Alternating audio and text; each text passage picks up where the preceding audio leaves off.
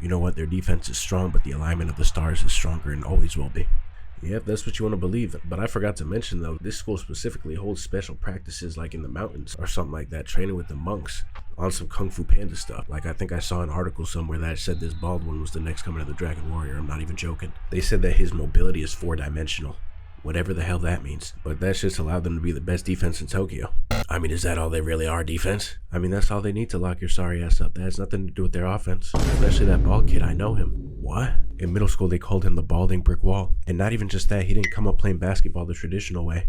With loving parents, AAU, school ball. The thing about him is that the kid's a lunatic and he learned how to hoop in juvenile detention center. So the type of ball he plays is similar to dudes who are serving life sentences. I'm gonna be honest with you. My wrist is not really in the mood to go up against an opponent like that. But you're really the only one who could take him. You're just gonna have to be stroking that shit deep and slow on him. Simple as that. I know you're obsessed with the double K duo. But judging their team comp against this brick wall of a defense, I mean, I don't see Siren getting past them. So just prepare those fingers for when we play against these fools in a little bit. Man, you don't have to tell me what the stars were already telling me this morning. And yeah, so last video did really well. I appreciate y'all for tuning in for that. Again, appreciate Kevin for hopping on that one. And I figure with this next video, let's keep this feature tour rolling on. And I'm not even going to waste too much time. I'm just going to hop right into it. Well, I'm not going to be hopping right into it. I'm going to let my boy Senshii hop right into it. Let him go at it for a couple minutes. And then I'm going to come back because the game after this next coming one is one of the most ridiculous displays of basketball I've ever seen in my life. Alright, let's get straight into the meat and potatoes. It's time for Seren to play against one of the three kings of Tokyo, Seiho. And they got a player who managed to lock up one Tomoe Sharingan Kisei in middle school, so you already know this is gonna be a high diff game. The match finally begins, but we cut to the commercials and by the time we're back, Seren is already down 12-0. Damn! Ikiguri is currently putting the clamps on Kagami and the rest of Seren just don't got the offensive capabilities to make a bucket. Kagami is getting frustrated, but it doesn't help that Sugawa is a rage baiter on the same level as Riley from the Boondocks. The entire Seiho team is running that man-to-man full court pressure. The first quarter ends and Kagami has finally decided to lock in and crosses up Sugawa, yamming the dunk. I stood up from my chair and shouted, "Hey!" Seiho is currently moving like a well-oiled machine. I know Coach Carter would shed a tear at this level of teamwork. The score is currently 6-15, but Sugawa made the wrong decision trying to rage bait Kuroko. Don't be fooled by his petite stature. This guy is a certified crash out.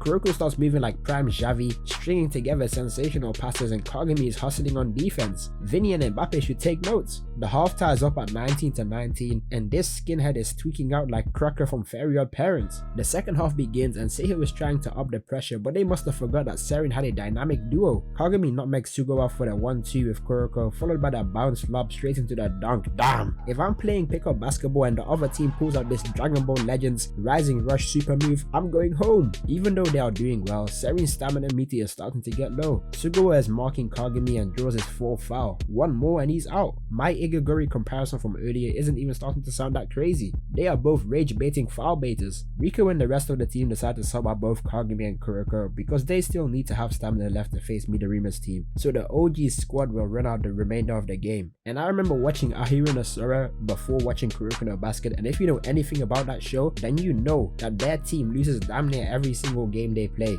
Matter of fact, I don't think they won a single game in the entire 50 episode anime, so I was prepared for Seren to get cooked, just for Seren to start cooking. My Haitian sharpshooter Junpei Hyuga starts cleaning up, Mitoba starts hitting the Kareem Abdul-Jabbar hook shots, and Izumi starts playmaking like prime Rondo. This is also where we find out that this man Izumi has actual meta vision. I keep forgetting some of these characters have actual nen abilities. Furuhata got injured while hustling for the ball, so they sub in Kuroko for the final quarter and bro wasted no time. Bro uses an instant transmission, insisting for a quick bucket. Mama and Sugu were flabbergasted. Seren is beginning to turn the tables because they studied Seiho's tape thoroughly. Kuroko continues to spam assists, and on the final play, he hits Sugawa with a switcheroo, passing it to Hyuga who sinks the free. Open shot? Fate of the universe on the line where the Martian got a death beam pointed at Earth, you better hit it? I want Junpei Hyuga. Alright, I appreciate my boy Senshii for his exquisite breakdown of that game. And if y'all aren't subbed to him already, make sure to go check him out. He makes great content. And as I said with Kev, maybe with him in the future, I could hop on some shit with him on his channel. So after that great back and forth between Kuroko and the bald-headed bandit, we're now brought to the game that I've been having dreams about every night since the last video, where Siren has taken on all of Yagami and his minions. And now I didn't know what performance to expect coming into this game, because the way we're starting, shit was looking wonky. We had Coach giving massages in the locker room, talking about kissing niggas on the cheek. We had Kagami taking a nap. We had Olive in his locker room. And when I saw this nigga praying to a badger with a basketball in his hand. I was scared for my life. Like, I was going up against it because I already knew he was going to be doing some shit that would have me motivated to go outside and start practicing as if I was going to the league, even though I'm 24 going on 25, when my hoop dreams are most certainly over. But he would reignite them with the shit I had a feeling he was going to be coming in with. All right, y'all, get ready, lock in. I'm gonna be honest, I don't know how the hell Siren made it this far. No one would have thought this is a Cinderella story. And I'm convinced that we just throw in our 3 water boys and our 2 court cleaners to be the starting 5 in this game. But in a game with this much on the line, it's better not to take any risk. So y'all play like we always would, whether we're dealing with a tiger or a rabbit, as every lion must do. We crush them regardless of size and girth. Don't we, boys? Yeah. I'm gonna keep it a beat with y'all. I'm gassed as shit. And ever since my MVP caliber performance from that last game, I've been done, y'all. Seriously. And this is the 2nd game in a row. Even while playing Seiho, like, all I could think about was playing another game after we beat them. And now that we're at this other game, I'm just like, damn. But with that being said, we do only have 1 game left. So even if I don't have much in the tank, that doesn't mean I have to go out there trying to conserve some shit for next game. I can let that tank loose. And who knows, once my tank is empty, maybe I have an extra canister of gas in the trunk. All I know is that we've gotten this far in a fashion that we've never done before. And Kagami and Kuroko have been boosting my attributes so much just by proxy that I've got 4 girls in the crowd here for me. This is a first, y'all. Never in my basketball career have I been on some shit like this. So I know I'm gonna give everything I have. And I expect all y'all to do the same. So do I make myself clear? Yeah. You know, Roko, I didn't think you'd make it this far. No matter how small, weak, or unknown, any team can fight as long as they work together. This whole ruse that y'all got going on, this is all an illusion. And you're the magician behind it all. And that's the exact reason I don't like you and I think you're a punk. Bitch. And what the Little Dipper was telling me this morning, at the dawn before dusk, after the mammoth leaves his tusk, is that according to the Aquarius integration of the retrograde of Jupiter, it's looking like today you will be humbled by me. So I'm just going to apologize to you in advance, even though you don't deserve my apologies. I don't know what the hell you just said, and I'm not going to pay it any mind. The only thing I'm going to be paying is a visit to the next round. When we make y'all look like a fool and I rip those glasses off your goddamn cranium and stomp on them in the middle of the hardwood and send you home packing for next season, okay, buddy? And since you love standing over people who are shorter than you, I just want to let you know you got 3 big-ass boogers in your nose. So for the rest of this game, I'm going to be calling you Booger Boy. Did the stars say that today as well? Cloudy with a chance of booger? Stupid-ass idiot. Yeah, so Kuroko was on time and instantly. He was kind of crazy. Kagami was locked in. He wasn't saying a word, which, you know, is not necessarily normal for him. He's usually a chatterbox. They were going to play right off the jump. Kuroko gives Kagami a spank alley-oop, but then out of nowhere, swatted by Olive. I told you, Kagami, shit ain't sweet. You can't get past the olive branch that easy. If anyone dares to even put a toe in my paint, this cancer always has an answer, baby. Man, this corny ass nigga. Shutoku's on the offense. This nigga's hitting his trademark behind the back. Here comes a finger roll. Number 4 had to hit that block for his 4 girls in the crowd. And they were going back and forth without scoring for like 3 minutes. Until Shutoku gets that read. Give me that shit. Pushes down the court behind the back. The assassin from the arc himself. Wide open. I mean, we know the outcome with that. And he hits a stupid ass move again, trying to showboat for the first points of this game. But this is how I knew Kuroko was on some freaky stuff coming into this game. Because before that ball even hit the damn net, he's already thinking of the next play. Telling Kagami to get his cherry picking. This man catches the ball straight out the net, becomes the avatar momentarily, and starts airbending the shit to charge up this laser of a pass that he whips past Olive's head, to where if he miscalculated and he actually hit Olive in the face, then Kagami would have been catching that nigga's cranium instead of the ball itself. That was beautiful stuff, so this was going to be a war. And they start hooping a bit. I'm thinking that they got in Olive's head because Kagami's on him. He pump fakes. He passes out of his shot. I'm thinking he's getting the taco fall treatment that we got last video when Kagami was putting that defensive pressure on him. But it looks like he's got a bit stronger of a mind because we then ran into a problem. They switched defensive assignments and they put number 10 on Kuroko, and that nigga was locking him the fuck up. Every move Kuroko tried to make, number 10 was there before him, and they get a couple buckets off of it. And it wasn't too terrible at this moment in time. It's still 8-13. The game's just getting started, but still we had to figure out something now. And what does our boy Hyuga do? I can't let my shawty see me down and out. Let me stroke this shit from deep. I can't believe it's not butter. And this is a very intense game because after that, Shutoku tries retaliating, but then Kuroko gets the steal, but then he gets his steal stolen, and he's just been completely shut down. And this is where this game took a turn for the worse. Because at this point, at least we think we know what Olive's made of, right? He could get you moist from about anywhere behind the arc. So I already knew he was going to be doing that in this game. He already did it in this game. He gets the ball here. And if y'all are sub to the Patreon where I post my reactions, he got this shit here. I'm thinking he's at the 3-point line. I'm like kind of talking to the screen. I'm like, why doesn't Kagami step up, put that pressure on him, put a body on him, something? But then I got a closer look at it. He took a set shot from half court. Which is like, that's alarming, but I wouldn't say I was super concerned here, because I'd be lying if I said that that wasn't my range in real life. Like, I'd say I'm a 40 to 50 foot specialist. And it's like, if I was on Olive's squad, similarly like to how they call Curry and Thompson the Splash Brothers, they'd probably call us like the serial squirters or something. So, I mean, like, that's not the part. That's not the part that had me clenching muscles in my lower extremities. It's what happened after Kagami tried retaliating in a very smart way, might I add. He launches that shit from deep, elbow in and everything. But he does what everyone's AAU coach tells them to do, which for some reason 90% of us don't do to this day, is follow your shot. And he's running for that bad boy before it's even halfway to the rim. But he got his own rebound and slammed that shit right on this nigga's scalp. Game's looking good, game's looking competitive. Game's looking, dare I say, equal until this. This is where I'm done. Because I saw Olive lining his feet up from 90 feet out, elbow in with immaculate form, getting ready to stroke this thing from underneath the opponent's basket. And when he first let it go, I thought it was like a ruse. I thought it was maybe some trickery, like he's gonna flick it, but it's gonna be like a pass to his teammate, like it's a play they run. But then I saw him giving his monologue, and then I saw that ball not only going in, but again, going in without touching any part of the rim. So I mean, it's clear that there's a conjunction going on between Jupiter and Pluto during the equinox, because what the hell is this? And this is one of those plays where it's like, if I'm on the opposite team, as I expressed last game, flagrant 2 incoming for sure. But like, this is something that if you see it, primal urges start to arise again. Like you're starting to feel fight or flight type of stuff. And I'm not flighting. If I'm a victim to this nigga, there will be a fight. But this wouldn't be your average street fight, because I feel like in this scenario, both parties would be fighting to live. I don't think one of us is leaving out of here in one piece if you hit this 90-foot dagger on my head. Because as I was speaking primarily, like, I don't feel like we'd just be throwing fists and maybe kicks. There will definitely be elbows involved. Niggas may start biting. And I feel like that's the type of savagery an incident like this will create in an individual, because this is not just disrespecting you, your team. This is disrespecting like your third cousin shooting some shit like this. Like, that's how far down the line it goes.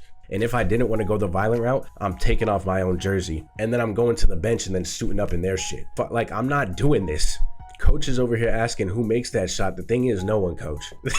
that's not real. That is not real. The One Piece is real. And she even said what I said. We've got something bigger to worry about than the score. Yeah, what planet this nigga came from? Where's his ship? Did he probe anyone? There's a reason he's walking around with all these lucky items. Maybe his lucky items are like performance enhancing drug. That's what I do. Before making any rash decisions and attacking him, halftime we're drug testing him. Kuroko-kun, has he always been able to do that? Coach, keeping it a milli? I thought half court was the extent of it. I don't know what witchcraft that was, coach. I'm genuinely concerned for the well-being of the people in this gym. And I suggest that when we're back out there on the court, you tell the security to start evacuating the place, because I don't know if he's going to cause like a meteor to fall through this bitch, or if his spacecraft is going to just come through the bleachers. I don't know what is going on. I've never seen anything like that in my life, coach. I mean, I've seen NBA players do that like during practice. Curry, but like even he shows a little bit of effort. Like, is that what he's telling us right now, that he is better than the greatest shooter that God has ever created? I think that ball has a magnet or something that's working. There's something fishy going on here, y'all. The generation of miracles, huh? Might as well call them the generation of host stealers too, because there go my girls. Y'all want me to go do something to him, like slug him in his face or something? I could get ejected as long as it puts him off his game. Y'all are doing great out there. They're probably gonna go after Midorima. Just give it to Midorima. That's it. That's how we move through Midorima. If Midorima's getting triple teamed, let him quintuple team him. And then Mito, you just elevate and then just shoot that shit right in their face. That's the game plan, y'all. That's funny you say that, coach. Because I was going to say, just give me the ball the entire second quarter. On offense, no one else get their hands on that shit. Coach, can I swing or no? Is that permitted? You cocky ass bitch. I mean, what's wrong with you? I can't lie, I dig it, but like, damn. I'm so dead ass. As he said, if they quintuple team me, I'm shutting them down. Y'all might as well play defense on me too. I want 10 niggas on me from every angle. That's how this dude started moving. If I'm his team, these are the worst. Like, on all the teams that, now granted, I wasn't the most confident in my school basketball in my AAU days. As I think I've expressed in past videos, like, a lot of coaches said I had potential, which I really feel like if I had that confidence, I could have been way better than I ended up being. But like, I hated playing with dudes who like swore the team ran through them. It's like, I'd hate to be this nigga's teammate. But that aside, we start this next quarter. KUROKO'S trying to play defense on Olive.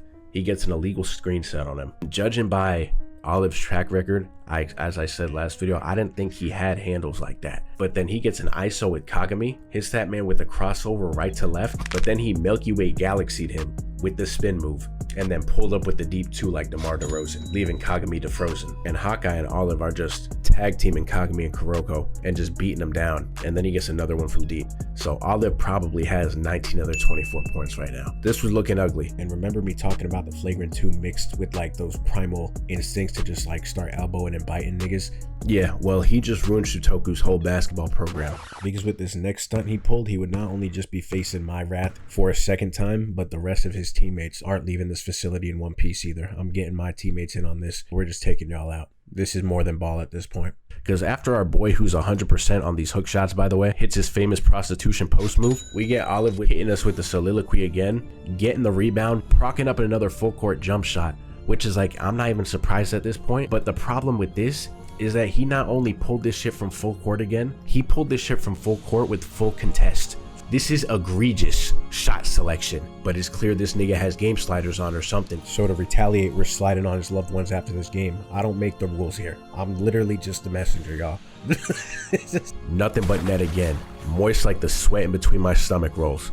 I mean, that shit is just ridiculous, man. But Kagami, as a competitive player should, who's hungry for success, he's barely even fazed by it. He's excited by it, and he's ready to beat these dudes down. And Kagami starts playing the best basketball he's ever played in his life. This nigga looked like he was about to have a Wilt Chamberlain type of game, and he really had this dude in maximum security prison, because they even tried running a play to get Olive open by setting a back screen on Kagami, but he just spins off of that shit and just barely gets that ball and gets a little finger on it, and then caused him to finally miss. And they're about to get that rebound, but number 4 elevates and then puts that on Sasuke's head top. So he's also a little problem himself. But this nigga Kagami was going crazy. They get the ball to Olive again. He's auto-locked onto him, and he's getting higher and higher every time he's on him. And he eventually gets a real block on this dude and swats that shit to the fucking ground. And he must have been having an out-of-body experience, like that one game LeBron was talking about where he said he's not even a left shoulder bump type of guy. Because we had this brother on the other team, double coverage, terrible shot selection. I don't know why he's going for this fade on 2 niggas. But even so, somehow, before he gets the ball to the rim, Kagami is able to change direction, go airborne, and send that shit straight to the hardwood. That's like damn near his 6th block of the game. He's going fucking bonkers. And I knew this dude Olive was a defensive liability, because what the fuck was this? He didn't give Kagami this open lane. He donated this shit to him. I mean, I guess he kind of hit an in and out, but he didn't move his feet. He penetrated that D and gave it to their bigs. It was looking Jordan-esque here. Look at this hang time. Ugh. And it's like, you assume he is gonna gas out at some point, but it was actually ridiculous, the performance he was putting on, because they try retaliating by one of their no-name characters pulling up from the left elbow, and before he could even think of getting that flick off, that ball was out of his hands, blocked by Kagami. This is that LeBron shit I was talking about. He's not even a mid-range type of player. He said, let me show all the attributes of my game. Right elbow, let me step back, get some elevation, put it in his esophagus. You can't guard me, nigga. Are you kidding me? But as Kuroko predicted, and as we could see him progressively getting more tired, his legs eventually give out to where Olive gets a wide open green. And then he was over here throwing up the 4s. And then Kagami started playing reckless, and Shutoku was getting bucket after bucket. So coach calls a timeout. We go to the bench, and then we can see that Kagami has kind of regressed into his old ways where he's like, y'all just give me the ball. We cannot do this as a team. The only one that could get through Shutoku is me. So then Kuroko comes up and does to Kagami what we should have been doing to Olive all game, and gives him a right hook. Knocks some sense into that idiot. And Kagami retaliates right back.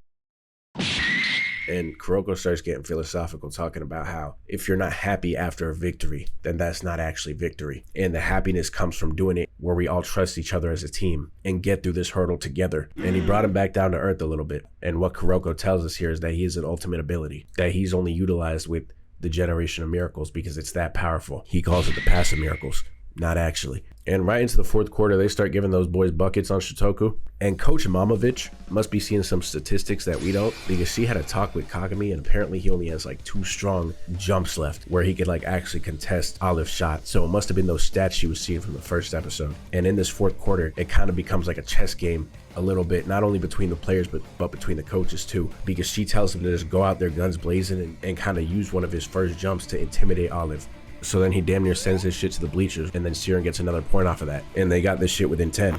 So then Hawkeye domain expands his Kuroko and thinks he has him under lock still.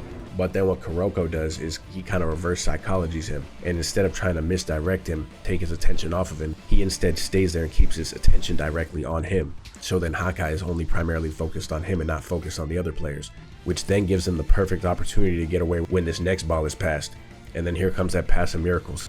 This nigga looked like he was training with Goku at some point in his life. Just has and gave that shit a speed boost, and it was beautiful. And Kagami was supposed to reserve his next jump to get in Midoriya's head, but we know the type of player he is. He wants to make a statement. I'm doing the same shit as well. This is a one-on-one situation. You're under the net, nigga. In this instance, I'm Zion Williamson. Hey! Kagami kind of humbles himself a little bit and says, Kuroko, I leave this one up to you. I don't got nothing left in the tank.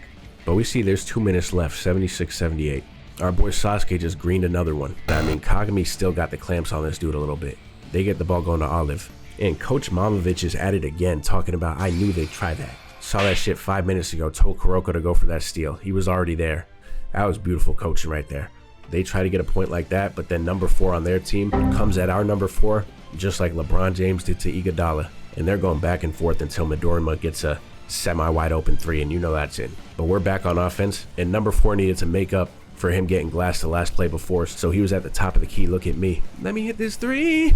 Oh. Still can't believe it's not butter. 2-point differential. Clock's winding down. Ball gets knocked out. That's our ball, ain't it? Damn right it is. And it was looking like it was going to be on our sharpshooter again to ice this thing. Our boy U-turns. Kagami hits a semi-illegal screen, it looks like. And he shows us that Olive isn't the only nigga that could pull this shit from another continent. From 40 deep, mega stroke. He left them boys so drenched. He pulled that shit from 40 and his shot, it had some stance. Oh man, oh check that wrist. Oh man, oh check that flick. He checked up, he looked at them shotties, gave his ass a lick. Oh yeah, he's wet. He's wet. Checking up on his stroke. Oh man, his stroke, he's pulling up from 40. It's no joke. And his shit was looked like butter. That shit was so profound. And he, oh man, sorry, my fault.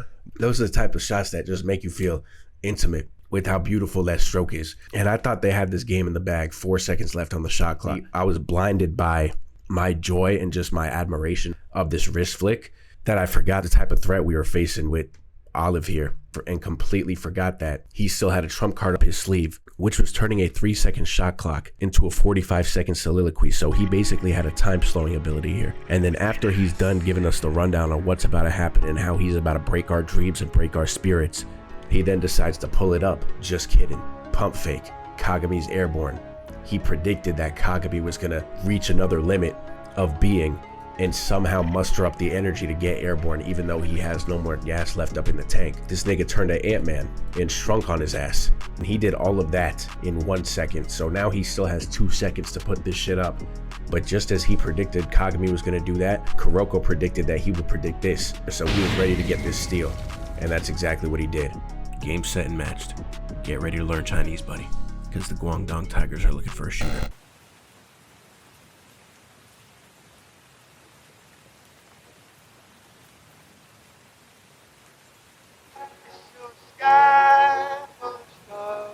The universe's favorite cancer speaking. Yo, corny ass is probably standing in the rain like a Disney movie crying, ain't it, because you lost. That's probably what you're doing, ain't it? Almeida. Nigga, I know my name. You don't gotta say it. What's up with you? What's up with me, Almeida, is that the stars weren't aligned in my favor today. Even though I put on the performance of a lifetime and I was giving those boys 40. And I think you should just watch out for them. I want to hear all that. I just wanted to call to tap in, let you know that I got Kuroko's girl with me, so I'm going to pop out with her to the game. And hopefully ignite a little bit of jealousy in that little nigga so we can get a good ball game on our hands. And I just wanted to circle back to let you know that in the generation of miracles, that miracles part was only in there because of me, Almine. They call me Al Miracle. That's what they used to call me. I don't know if you recall that. Y'all were the generation of, I was the miracles part. So I just wanted to... I'll let you real quick, say what's up, say all that shit, and let you know once I see these boys, they're going to be feeling all 3 balls from me. The one I'm dribbling with and the 2 I got dangling.